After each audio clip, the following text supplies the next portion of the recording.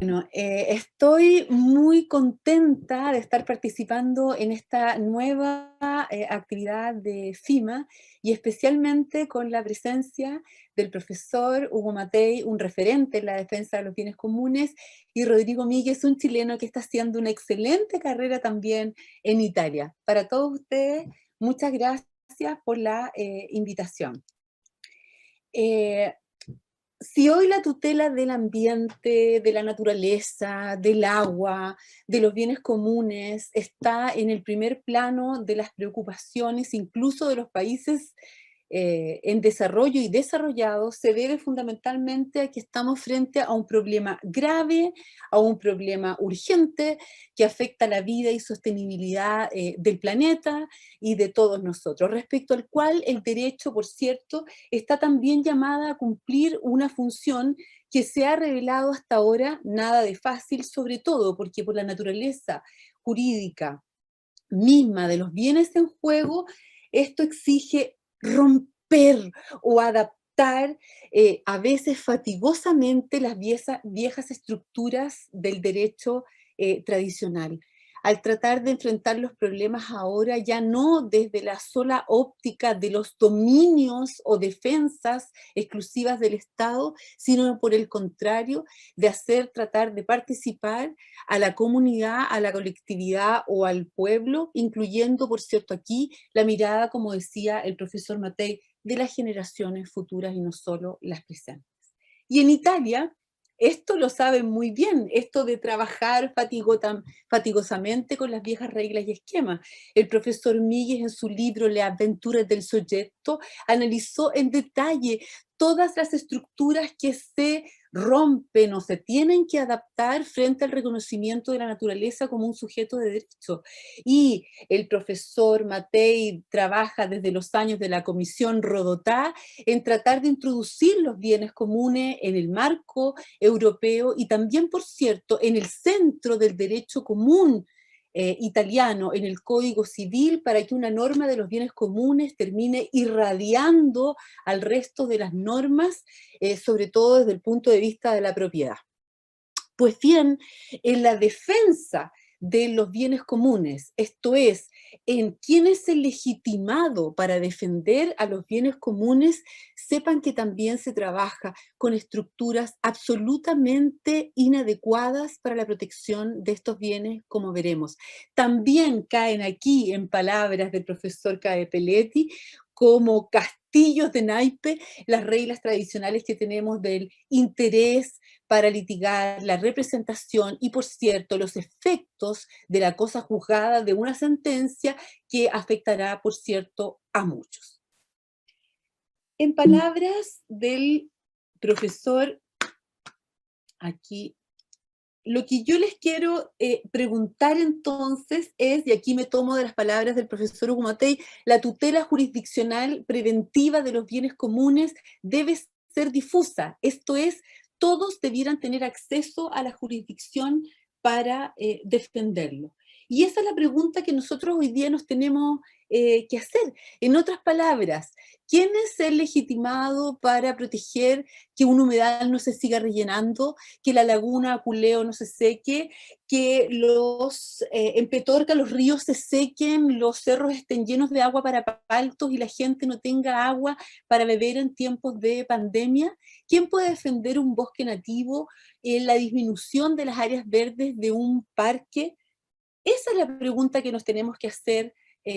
hoy día. Y debo decir que este tema no ha sido de un interés especial de la academia en estos años, porque en realidad, y sobre todo con ocasión de esta discusión constitucional, los ambientalistas, muchos nos hemos tratado de enfocar en lo que consideramos una constitución ecológica y en realidad, y hago aquí un mea culpa, estamos enfocados básicamente en la parte aquella económica que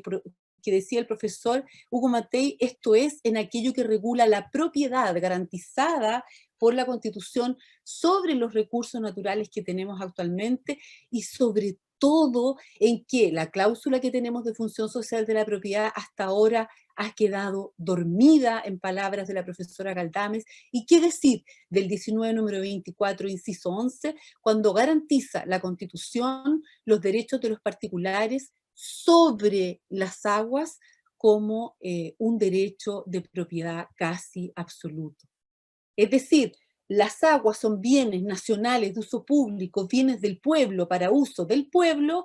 pero se garantiza la propiedad sobre los derechos de agua y con esto se borra con el codo lo escrito recién con la mano. Estamos tan concentrados en esto que hemos desatendido el tema de la legitimación activa. ¿Qué tenemos hoy día en la actualidad a nivel constitucional?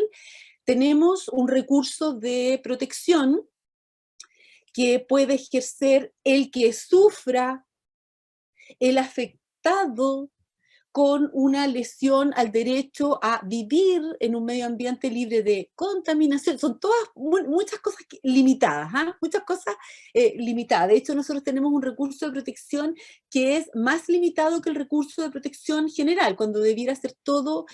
lo contrario. Y cuando nos preguntamos entonces quién es el afectado, y vamos a contestar la pregunta, ¿quién puede defender el humedal? ¿Quién puede defender el glaciar? ¿Quién puede defender el parque? La respuesta es clara en nuestra jurisprudencia. No es un actor popular. El afectado no es un actor popular. Debe siempre acreditar una afectación directa o indirecta, hay algunos fallos que se están relajando un poco, pero generalmente uno tiene que acreditar que está afectado en su patrimonio, en su salud. Por lo tanto, claramente no es una acción popular. y es lamentable que se haya entendido así, porque la acción popular es una herramienta que es una particularidad del sistema nuestro, latinoamericano. Los estudios de los profesores Schipani y de Porto en la Universidad de La Sapienza demuestran que desde siempre América Latina ha tenido, más que en Europa, una recepción favorable a las acciones populares. De hecho, es paradojal que las acciones populares que tenemos en el Código Civil chileno de Andrés Bello y que apenas se aplican, hayan sido hoy día ley en Honduras, Panamá, Costa Rica, Nicaragua, México, El Salvador, Colombia y Ecuador, por cierto con algunas variantes. Y que luego, con el pasar del tiempo, esta tradición haya logrado traspasar que hoy día existan acciones populares a nivel constitucional, en Brasil, en Paraguay, en Colombia, en Ecuador, en Bolivia, para proteger el ambiente, el patrimonio público, los derechos e intereses colectivos, como veremos, etcétera. Es decir, es una fórmula de nuestra América Latina y que también, por cierto, tenemos en nuestro Código Civil. Sin embargo, en Chile cada vez hay menos popularidad. La tenemos en el Código Civil y no la aplicamos. En la Constitución afectado, se ha dicho por la Suprema 10 veces, no es un actor popular. Y cuando quisimos introducirle la ley del ambiente para evitar y pedir la reparación de los daños materiales, que son demandas que no son en dinero, sino que son reparación material, se propuso por el senador Frey, luego presidente de la República, y se rechazó porque por quien actualmente es el presidente de la República, Sebastián Piñera, junto con otros parlamentarios como la señora Olga Feliú, Díaz, Papi y Sieber. Se rechazó, y miren el argumento por el cual se rechazó. No conviene en una materia económica como es el daño ambiental introducir acciones populares. ¿Y con qué nos quedamos? Con nuestra regla típica, el sistema de modelo anclado en que se tiene que hacer cargo de los daños ambientales el Estado, la municipalidad y nuestro afectado, por cierto, no actor popular. E incluimos una especie de solicitud popular en el 54, inciso segundo, que en realidad es una regla que no tiene ninguna aplicación hoy día importante. Si uno revisa ahora las legislaciones sectoriales y se va a la legislación del agua, de los bosques, de la minería, del suelo, de la pesca, el panorama sigue siendo el mismo. Yo que me he dedicado a revisar la jurisprudencia del agua, les digo con justa razón que las decisiones en agua no se toman con participación ciudadana y que además el acceso a la justicia está absolutamente limitado en las acciones del Código de Agua a quienes son dueños de los derechos de agua. Y por eso yo he sostenido muchas veces que el Código de Agua que tenemos no es un código para las aguas, es un código para los derechos de agua. Se requiere acá un urgente cambio y todos aquellos que litigamos sabemos que es forzoso andar buscando en cada caso que queremos demandar a quién es propietario ribereño, a quién tiene derechos de agua, a quién es propietario, porque uno tiene que andar probando la afectación. A nosotros se nos negó incluso la legitimación para interponer una querella criminal en las mares australes de Chile contra las fugas masivas de salmones, que se presumen daño ambiental, porque se estimó en primera instancia y en segunda instancia que los pescadores artesanales a quienes representábamos no eran la víctima y que bastaba en consecuencia con la protección que estaba dando el Estado, Senapesca, la Gobernación y los fiscales dentro del Ministerio Público, y se nos negó la legitimación activa. De ahí es que entiendo, comprendo, comparto la excelente propuesta que ha hecho FIMA esta semana de una constitución ecológica donde, además de querer garantizar el derecho de acceso a los bienes comunes y asegurar una gestión comunitaria para la defensa de estos bienes, propone un organismo especializado, la Defensoría Pública del Medio Ambiente, y por cierto, para atentados contra intereses colectivos o difusos, la acción popular. Y por ello me interesa hoy día hablarles de la acción popular. Y creo que como hoy día vamos a discutir la acción popular, han habido 3 momentos en nuestra historia en América Latina en que hemos discutido de ella, la hemos adoptado, la hemos descartado, y se han aducido argumentos que seguramente hoy día, por cierto, nuevamente se van a volver a repetir. El primer momento es la codificación, porque cuando dictamos los códigos civiles en 1800 y tanto, nosotros ya teníamos las acciones populares romanas de las partidas aplicándose tanto en suelos castellanos como en sueños portugueses, porque estaban las 7 partidas y también las ordenaciones, que eran las partidas del derecho castellano romano al portugués. Nosotros las aplicábamos y tuvimos que dictar códigos civiles, y ahí nos preguntamos, ¿dejamos o no las acciones populares? Luego, en el enverdecimiento de las constituciones en la década del 90 y actualmente en la fase del nuevo constitucionalismo latinoamericano. Siempre las acciones populares han estado en el sistema de derecho latinoamericano porque vinieron exportadas de Roma, y discúlpenme aquí la rememoranza quizás a cuestiones históricas pero importantes. Las investigaciones del profesor Andrea Di Porto demuestran que en el derecho de la Roma republicana existieron interdictos populares para asegurar el uso común, las salubritas y la seguridad de o en las res in uso público, las cosas de uso público, que eran cosas del pueblo. Y el fundamento de la popularidad republicana estaba, según las investigaciones de Yerin, Chaloya y Catalano, en que el concepto de popular viene de lo público, pero lo público no se entiende como lo estatal, sino como lo del pueblo. Entonces, dentro de las cosas del pueblo, las destinadas al uso común del pueblo, existían interdictos populares ejercibles por cualquier ciudadano de aquel pueblo. En el derecho intermedio, en el derecho de la Roma imperial esto cambió, porque cuando todas las cosas pasaron a ser del emperador, todo era del emperador romano, el emperador romano instaló la burocracia administrativa, distintos curadores a cargo de estos bienes, los empleados públicos de hoy, y dejaron entonces de ejercerse estas acciones populares. En el derecho intermedio no hay muchas alusiones a los interdictos populares, pero sí, como todo pasa al rey, en general se empieza a utilizar por la doctrina, y esto muy bien sabe el profesor Míguez, que seguramente lo explicará. Se empieza a revivir la expresión cosa común a todos los hombres del jurista romano Marciano, sobre todo para asegurar el uso común de los mares y de otros bienes de esa naturaleza. En Inglaterra, en cambio, las acciones, los interdictos populares romanos fueron acogidos en varias leyes y hoy día tienen las famosas citizen action, es decir, acciones populares fuertemente potenciadas en el sistema del common law. ¿Qué pasó en la codificación europea y qué se repite en los códigos civiles latinoamericanos? Desaparecen las acciones populares. ¿Y por qué? ¿Por qué desaparecen si estaban en nuestras fuentes? En primer lugar, sobre todo en Europa, se nota la influencia de la pandectística que manipuló las fuentes romanas, y ahí donde se decía que era popular, los alemanes los pandectísticas, empezaron a señalar, no, si siempre se requiere acreditar un interés personal, un interés directo, mire, en realidad esta no es una acción, en realidad es una mera denuncia, esta es una norma administrativa, de policía, y en realidad ahora el Estado, esta persona abstracta que es distinta al pueblo, pasa a ser el propietario y el tutor exclusivo de estos bienes, por lo tanto, quienes tienen que defender estos bienes son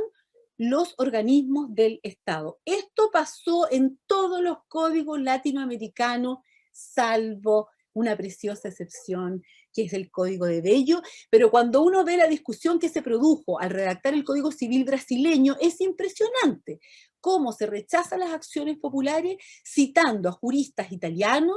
todos con argumentos de la pandectística, de Dermot, de Gluck, señalando que el Estado moderno lo viene a reemplazar todo, que son meras denuncias y que ahora el Estado es el único que tiene que proteger. Y en cambio otros comisionados decían, pero si ya tenemos acciones populares y son democráticas y Brasil quiere tener una ley democrática. Bello es la famosa y preciosa excepción. Y es una preciosa excepción porque ustedes saben que el Código Civil de Bello traspasó las fronteras y hoy día está repetido en muchos países de nuestra América Latina y con ello se llevó a nuestras acciones populares. Pero él incluso tuvo un modelo con más popularidad. Tenemos esta acción del artículo 2333, original, estudiada por el profesor Díez desde hace años en todo el continente, que es una excelente acción popular, que puede ser popular, preventiva general ante toda amenaza a personas indeterminadas. Y tenemos la acción popular del artículo 948 con un sistema mixto de tutela en que Andrés Bello propone que para la defensa de los que llamó bienes nacionales de uso público, y anotó nación Escriche, y uno va al diccionario de Escriche y dice Escriche, nación, pueblo. Entonces, Bello dijo, para la defensa de los bienes nacionales de uso público, los bienes de uso del pueblo, cualquiera del pueblo las puede defender. Y ustedes saben que dentro de los bienes nacionales de uso público no están solo las calles, las playas, los lugares públicos en general, sino que están nada más y nada menos que nuestras aguas. Una acción, por lo demás, que no prescribe mientras exista el justo temor de temerlo. Una excelente acción popular que recoge la tradición romana, recoge la tradición de las partidas, pero ya no habla de vecino como las partidas o cosas comunales, sino que prefiere hablar de cualquier persona del pueblo y las cosas de uso común del pueblo o nación.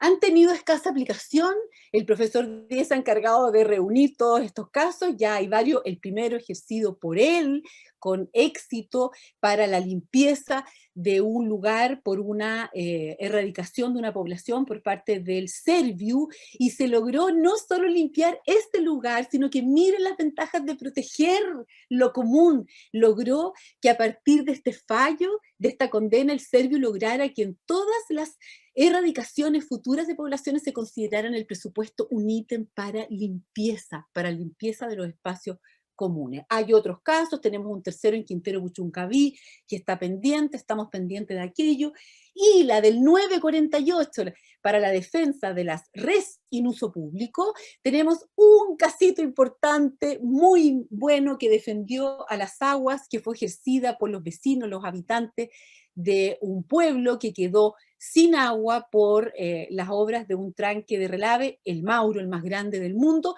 y la Corte Suprema en un fallo dividido 3-2, muy, muy único, acogió la acción señalando que aquí se dedujo una acción en beneficio de un bien nacional, de un estero que los habitantes del pueblo de Caimanes podían presentar la acción y que aplicaría aquí el principio pro accione, en favor de la acción para la defensa de un bien común. El segundo momento en que se discutió de las acciones populares fue cuando introducimos en nuestras constituciones las cláusulas verdes, y aquí se nota la influencia impresionante del profesor Capelletti, un profesor italiano que hizo su carrera en Estados Unidos y que nos trajo todas las fórmulas existentes en el mundo en la época para defender el medio ambiente y sobre todo la postura norteamericana de las acciones difusas o colectivas e incluso las class action para temas indemnizatorios personales. Vemos cómo en Brasil la constitución que señala que el ambiente es un bien de uso común del pueblo y que puede ser defendido por una acción popular, pero limitada solo para anular actos, eh, luego amplía la legitimación de todos los intereses difusos o colectivos al Ministerio Público, a los municipios y a todas las asociaciones ONG que tengan en sus estatutos la defensa, por supuesto, del medio ambiente. Es importante la historia de la acción popular en Brasil, porque ella fue suprimida del Código Civil, renace en una constitución de 1934, fue derogada en el periodo de la dictadura, reaparece en las épocas en que no hay dictadura y se ha ido ampliando, ampliando, ampliando, y hoy día expresamente la constitución menciona la defensa del patrimonio público y del medio ambiente. ¿Qué pasó en Argentina? Venció Capelletti absolutamente, y para la defensa de lo que ellos llamaron los derechos de incidencia colectiva, pueden defenderlos el afectado, que no es actor popular, el defensor del pueblo y las asociaciones. Ahora los argentinos, recientemente en el año 2015, incluso lograron traspasar, y esto le va a importar, le va a interesar al profesor Matei, lograron introducir los derechos de incidencia colectiva en el Código Civil. Y se dice que el ejercicio de los derechos individuales debe ser compatible con los derechos de incidencia colectiva, donde se incluye el funcionamiento y la sustentabilidad de los ecosistemas, el agua, los valores culturales, etcétera, y esperamos que esta norma irradie a todo el sistema. En Argentina también la acción popular tuvo mucho reparo cuando una vez se aplicó el amparo como popular para defender a unas toninas que llegaron al sur de las costas de Argentina. Los administrativistas dijeron que era inconstitucional porque el pueblo no gobierna directamente, sino a través de sus representantes, que esta acción provoca muchos riesgos, abusos e inconvenientes y que no se ajusta a la idiosincrasia del país. Y por cierto, como sabemos, adoptaron el modelo Capelletti. En Uruguay es lo mismo. Frente a los intereses difusos, las soluciones que le pueden interesar a Chile son mixtas: Ministerio Público, cualquier interesado y las asociaciones, pero los autores de la ley declaran que por interesado no se debe entender el actor popular. En Paraguay, en cambio, tenemos una acción popular en la misma Constitución y sus redactores señalan que el fundamento de haber consagrado la acción popular para la defensa de los intereses difusos está en que se trata de la defensa de un patrimonio colectivo que pertenece a la comunidad. Y lo mismo que pasó en Brasil, cuando se dijo que no se podía aplicar porque no se dictaba todavía la ley que regulara las acciones populares, fueron aplicadas igual porque se estimaron normas constitucionales autosustentables. En Colombia, ustedes saben, Colombia tuvo siempre las acciones populares del Código Civil de Bello, luego la incorporó a nivel constitucional para la defensa de todos los derechos e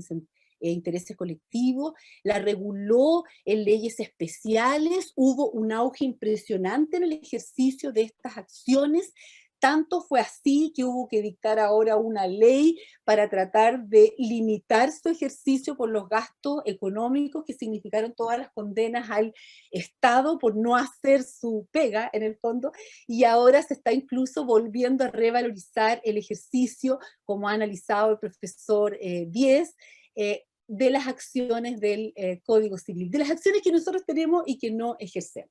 Finalmente, con esto termino. Verónica, sí, eso, que estamos en el tiempo. Estamos en un tercer momento en que el constitucionalismo, el neoconstitucionalismo latinoamericano está en sus constituciones reconociendo los derechos antropocéntricos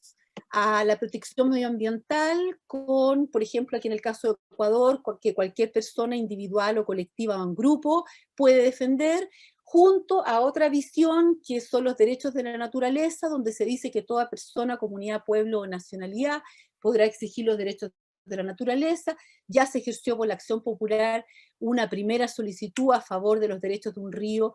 con éxito, y creo que vamos a tener que estudiar con detalle estas experiencias para lograr una constitución que no se convierta, por un lado, en letra muerta y que sirva efectivamente a la defensa de los bienes comunes. En Chile hemos empezado a aplicar las acciones de Andrés Bello porque la Constitución, la ley del ambiente, la normativa sectorial no son normas adecuadas. Hay algunas sentencias que son más abiertas. Los argumentos en contra de las acciones populares tienen soluciones y reglas expresas en Colombia y en Brasil que podemos adoptar. No hay que tenerle miedo a la acción popular. Creo como FIMA que puede contribuir a la tutela dentro de un sistema mixto, y considero y espero que si no la hemos aplicado hasta ahora, sea porque no las enseñábamos en las universidades, cuestión que hemos revertido desde la Universidad de Concepción, y que no sea por este carácter tan individualista en la que estamos hace muchos años sumidos sin pensar en lo público, entendido lo público como lo de todos. Muchas gracias.